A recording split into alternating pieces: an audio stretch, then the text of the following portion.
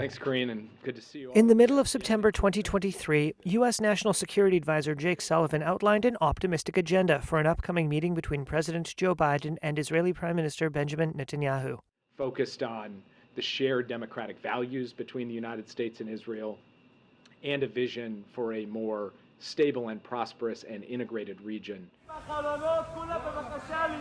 Just a few weeks later, on October 7th, that vision of stability and prosperity went up in smoke. Hamas's deadly rampage through Israeli communities was followed by Israel's devastating retaliation in Gaza, a conflict that then spread, drawing in Lebanon, Yemen, and Iran. After 8 months of nonstop negotiation by my administration, a ceasefire and a hostage deal has been reached by Israel and Hamas. Biden played a major role in securing a Gaza ceasefire deal for Hamas's release of hostages.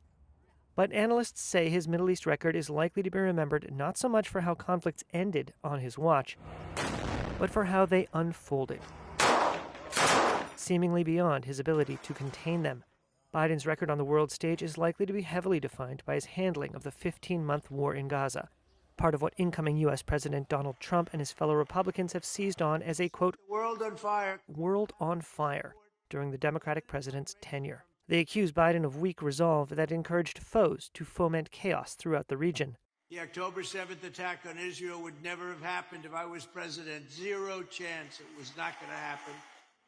Biden's allies contend that he has had to confront a set of Middle East challenges not of his making, and has handled them skillfully, weakening Iran and its regional proxies while working to limit civilian casualties in Gaza and Lebanon. My administration is leaving the next administration with a very strong hand to play.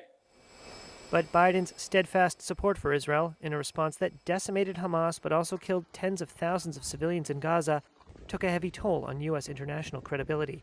It also means there's plenty of unfinished business being handed over to Donald Trump and his administration. Marissa Kurma is the Middle East Program Director at the Wilson Center.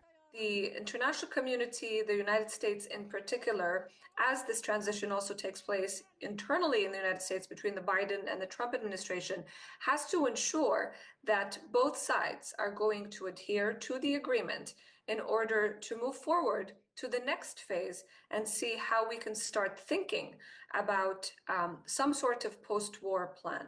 It will fall to the Trump administration to ensure that later phases of the ceasefire deal are carried out.